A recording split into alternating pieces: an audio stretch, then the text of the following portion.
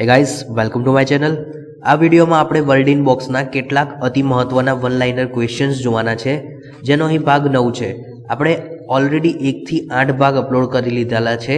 આ સિવાય અન્ય સબ્જેક્ટ જેમ કે સાયન્સ છે, કોમ્પ્યુટર છે, બંધારણ છે, જાહેર વહીવટ છે, પંચાયતી રાજ છે, ગુજરાતનો ઇતિહાસ છે. આ સિવાય ગુજરાત અને ભારતમાંથી જે પણ જીકે રિલેટેડ ઇમ્પોર્ટન્ટ ક્વેશ્ચન પૂછાય છે, તો આ દરેક સબ્જેક્ટના આપણે વિડીયો બનાવેલા છે. જો આપ એ વિડીયો જોવાનું ચૂકી ગયા હોય તો એકવાર ચેનલની મુલાકાત લઈને જોઈ શકો છો. અને એક રિક્વેસ્ટ છે કે હજુ સુધી જો ચેનલને સબસ્ક્રાઇબ ન કરી હોય તો સૌપ્રથમ એને સબસ્ક્રાઇબ કરી લેજો અને બાજુમાં દેખાતા બેલ આઇકોનને ક્લિક કરી લેજો, જેથી જ્યારે પણ હું નવા વિડીયો અપલોડ કરું કે તરત જ એની નોટિફિકેશન આપણને મળી જાય. તો વિડીયોની શરૂઆત કરીએ છીએ. હું છું પ્રતિક પ્રજાપતિ. વાત કરીએ આજના દિવસના પ્રથમ ક્વેશ્ચનની. 1857ના વિદ્રોહમાં ગુજરાતમાં શાસન કોનું હતું? તો એ સમયગાળા દરમિયાન ખંડેરાવ ગાયકવાડનું શાસન ગુજરાતમાં હતું. નેક્સ્ટ ક્વેશ્ચન જોઈએ કે દાદાભાઈ નવરોજી કોના દિવાન હતા? તો મલ્હારરાવના દિવાન હતા. સયાજીરાવ ગાયકવાડ ત્રીજાનું મૂળ નામ શું છે? તો એમનું મૂળ નામ છે ગોપાળ રાવ. ત્યારબાદ અમરેલીમાં ફરજિયાત શિક્ષણ ક્યારે દાખલ થયું? તો ઈસવીસન 1896માં ફરજિયાત શિક્ષણ દાખલ થયું હતું. બેંક ઓફ બરોડાની સ્થાપના ક્યારે થઈ હતી? તો 1908ની અંદર બેંક ઓફ બરોડાની સ્થાપના થઈ હતી. ત્યારબાદ અમદાવાદમાં હઠીસિંહનું જૈન મંદિર એ કોના દ્વારા બંધાવવામાં આવ્યું હતું? તો એ જે જૈન મંદિર છે એ પ્રેમચંદ સવાટ દ્વારા બંધાવવામાં આવ્યું હતું. ત્યારબાદ ગુજરાતમાં ઓપન મ્યુઝિયમ ક્યાં બનશે? તો વડનગર ખાતે ઓપન મ્યુઝિયમ એની રચના કરવાની છે. ત્યારબાદ ગુજરાતમાં સૌપ્રથમ નેરો ગેજની શરૂઆત ક્યાંથી થઈ હતી? તો અહીં સૌપ્રથમ વાત કરી છે ગુજરાતની અંદર, એ પણ નેરો ગેજની અંદર. ઓકે, તો આ ક્વેશ્ચન ડિફરન્ટ છે. આપણે જનરલી ખ્યાલ હોય કે ગુજરાતની અંદર રેલવેની શરૂઆત ક્યાંથી ક્યાં થઈ હતી એવો ક્વેશ્ચન પૂછાય છે, પરંતુ અહીં નેરો ગેજની વાત કરેલી છે. ઠીક છે, રેલવેમાં 3 પ્રકારના ગેજ આવે છે, તો એમાંથી આજે એક નેરો ગેજ છે એની વાત કરી છે. તો ગુજરાતની અંદર મિયા ગામથી લઈને ડભોઈ સુધી સૌ પ્રથમવાર નેરો ગેજની શરૂઆત થઈ હતી ઈસવીસન 1873ની અંદર. ત્યારબાદ નેરો ગેજને હેરિટેજ તરીકે વિકસાવાશે કયા સ્થળે? તો જે બિલીમોરા ખાતે છે એને હેરિટેજ તરીકે વિકસાવવાનું પ્લાનિંગ થયેલું છે. ત્યારબાદ પ્રથમ આયુર્વેદ સરકારી હોસ્પિટલ ક્યાં આવેલી છે? તો પ્રથમની વાત કરી છે તો સૌ પ્રથમ આયુર્વેદ સરકારી હોસ્પિટલ એ સુરેન્દ્રનગર ખાતે નિર્માણ પામી હતી. ગુજરાતની અંદર વાત કરીએ તો ટોટલ કુલ 12 જેટલી હોસ્પિટલો આવેલી છે. ઓકે, એ પણ સરકારી આયુર્વેદ. ત્યારબાદ આગળ વાત કરીએ કે મૂળરાજ સોલંકીએ કોના દ્વારા પાટણની ગાદી મેળવી હતી? તો અહીં પાટણની ગાદીની વાત થાય છે તો એ આવશે બીજદેવ સોલંકી. ત્યારબાદ આગળ વાત કરીએ કે દિલ્હીને રાજ્યનો દરજ્જો ક્યારે આપવામાં આવ્યો હતો? તો 1991ની અંદર દિલ્હીને રાજ્યનો દરજ્જો પ્રાપ્ત થયો હતો. ત્યારબાદ ઓરેન્જ સિટી તરીકે પ્રખ્યાત તો એ સ્થળ છે નાગપુર, અને પિંક સિટી પૂછે તો એ આવશે આપણું જયપુર. આઝાદી પહેલાં ઓખા બંદર કઈ રિયાસતમાં હતું? તો એ બરોડા રાજ્યની રિયાસતની અંદર આવતું હતું ઓખા બંદર. ગુજરાત મેરીટાઈમ બોર્ડની સ્થાપના ક્યારે થઈ હતી? તો 1982ની અંદર ગુજરાત મેરીટાઈમ બોર્ડની સ્થાપના થઈ હતી. દેશની પ્રથમ ખેલો ઇન્ડિયા ગેમની શરૂઆત ક્યાંથી થઈ હતી? તો એ ગાંધીનગર ખાતેથી થઈ હતી. ત્યારબાદ પંચ મહોત્સવ સાઇટ વડા તળાવ એ કયા જિલ્લામાં આવેલું છે? તો આ જે વડા તળાવ છે એ પંચમહાલમાં આવેલું છે. ત્યારબાદ વાત કરીએ એમ્પ વોરિયર ફાયરિંગ સૈન્ય કવાયત કયા 2 કન્ટ્રી વચ્ચે યોજાય છે? તો ભારત અને ઇંગ્લેન્ડ વચ્ચે આ જે મિલિટરી એક્સરસાઇઝ છે એનું આયોજન થાય છે. માજુલ દ્વીપ કયા રાજ્યમાં આવેલો છે? તો એ આસામ ખાતે આવેલો છે. ગ્રીન યુનિવર્સિટીની સ્થાપના ભારતમાં કયા રાજ્યમાં થઈ છે?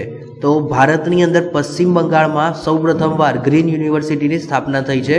ત્યારબાદ ઇન્ડિયન ઇન્સ્ટિટ્યૂટ ઓફ એનર્જીની સ્થાપના તો એ વિશાખાપટ્ટનમ ખાતે થઈ હતી. ઇન્ડિયન કોસ્ટગાર્ડ શિપ C-161 એ કયા બંદરે લોન્ચ કરવામાં આવ્યું હતું? તો પોરબંદર ખાતે એનું લોન્ચિંગ થયું હતું. ત્યારબાદ નેક્સ્ટ ક્વેશ્ચન જોઈએ. વરાણાનો મેળો કયા જિલ્લાની અંદર ભરાય છે? તો જવાબ આવશે પાટણ. યુએનના પર્યાવરણ શુભેચ્છા દૂત કોણ છે? તો તેઓ છે દિયા મિર્ઝા. વિવેકાનંદની જન્મજયંતિ કયા દિવસે ઉજવાય છે? તો જે વિવેકાનંદની જન્મજયંતિ આવે છે એને આપણે રાષ્ટ્રીય યુવા દિન તરીકે સેલિબ્રેટ કરીએ છીએ. જમ્મુ કાશ્મીરનો ઉરી ડેમ એ કઈ નદી ઉપર બાંધવામાં આવેલો છે? તો એ ઝેલમ નદી ખાતે બાંધવામાં આવેલો છે. જોજીલા ટનલ કયા બે શહેરને જોડે છે? તો શ્રીનગરથી લેહ વચ્ચે આ જે જોજીલા ટનલ છે એનું નિર્માણ કરવામાં આવ્યું છે અને આ સૌથી લાંબી ટનલ છે. 14.15 કિલોમીટર જેટલી લાંબી ટનલ છે આ. વિક્રમ સારાભાઈ સ્પેસ સેન્ટર એ ક્યાં આવેલું છે? તો એ તિરુવનંતપુરમ ખાતે આવેલું છે. નૌકાદળ દિવસની ઉજવણી ક્યારે કરવામાં આવે છે? તો દર વર્ષે 4 ડિસેમ્બરના રોજ નૌકાદળ દિવસ તરીકે આપણે એને સેલિબ્રેટ કરતા હોઈએ છીએ. કિચેરી મહોત્સવ એટલે કે મકર સંક્રાંત ક્યાં ઉજવાય છે? તો ઉત્તર પ્રદેશમાં આ ઉત્સવ છે ઉજવાય છે. જનરલી અલગ અલગ રાજ્યોમાં મકર સંક્રાંતિનો જે તહેવાર આવે છે એને અલગ અલગ નામે ઉજવણી કરવામાં આવે છે. તો જે ઉત્તર પ્રદેશ છે ત્યાં એને કિચેરી મહોત્સવ કહેવામાં આવે છે. ઠીક છે. નેક્સ્ટ ક્વેશ્ચન છે મહાનદીનું ઉદ્ગમ સ્થાન. તો એ છત્તીસગઢમાંથી ઉદ્ભવે છે. ત્યારબાદ આર્મી દિવસ ક્યારે ઉજવાય છે? તો દર વર્ષની 15મી જાન્યુઆરી આવે ત્યારે આપણે એ દિવસને આર્મી દિન તરીકે સેલિબ્રેટ કરીએ છીએ. ખૂબ જ ઇમ્પોર્ટન્ટ છે અને તાજેતરમાં નૌકા દિવસ પણ ઉજવાયો છે 4 ડિસેમ્બરના રોજ. આગળ વાત કરીએ કે રાષ્ટ્રીય મતદાતા દિવસ તો 25 જાન્યુઆરીએ એને ઉજવવામાં આવે છે. મહાગુજરાત સીમા સમિતિના પ્રમુખ કોણ હતા? તો 1951ની અંદર મહાગુજરાત સીમા સમિતિની રચના કરવામાં આવી હતી અને એ સમયગાળા દરમિયાન એના જે પ્રમુખ છે એ પુરુષોત્તમ ત્રિકમદાસ હતા. શહીદ કિનારીવાલા દિવસ ક્યારે ઉજવાય છે? તો 9 ઓગસ્ટ છે ત્યારે આપણે શહીદ કિનારીવાલા દિવસ ઉજવીએ છીએ. નેક્સ્ટ છે શહીદ દિવસ. તો 8 ઓગસ્ટના રોજ આપણે શહીદ દિવસ તરીકે ઉજવીએ છીએ. ઠીક છે.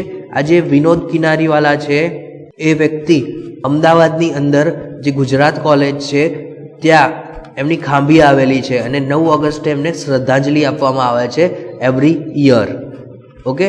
નેક્સ્ટ વાત કરીએ કે મિલ મજદૂર આંદોલનના નેતા કોણ હતા? તો સનદ મહેતા, જેઓ મિલ મજદૂર આંદોલનના નેતા હતા. મહાગુજરાત આંદોલનના નેતા તો એ પણ હતા સનદ મહેતા. ત્યારબાદ વાત કરીએ કે બારડોલી સત્યાગ્રહના નેતા કોણ હતા? તો અનસુયાબેન એ બારડોલી સત્યાગ્રહના નેતા તરીકેની કામગીરી એમને લીધી હતી. ત્યારબાદ છેલ્લે કયા રાજ્યનું નામ બદલવામાં આવ્યું છે? તો ઓડિશાનું નામ છેલ્લે બદલવામાં આવેલું છે. કડકનાથ ચિકન માંસને જીઆઈ ટેગ મળેલ છે. તો આ જે કડકનાથ ચિકન માંસ છે એ કયા રાજ્યનું છે? તો એ મધ્યપ્રદેશ રાજ્યનું છે. વિશ્વનો પ્રથમ હિન્દી બોલતો રોબોટ તો એ છે રશ્મિ. જિલ્લા પંચાયતમાં વહીવટી વડાને શું કહેવામાં આવે છે? તો એને જિલ્લા વિકાસ અધિકારી DDO ડિસ્ટ્રિક્ટ ડેવલપમેન્ટ ઓફિસર કહેવામાં આવે છે. નેક્સ્ટ ક્વેશ્ચનની વાત કરીએ. બહેરીન દેશની રાજધાની કઈ છે? તો એ છે મનમાં. આર્કિયોલોજીકલ સર્વે ઓફ ઇન્ડિયાનું નવું બિલ્ડિંગ એ ક્યાં આવેલું છે?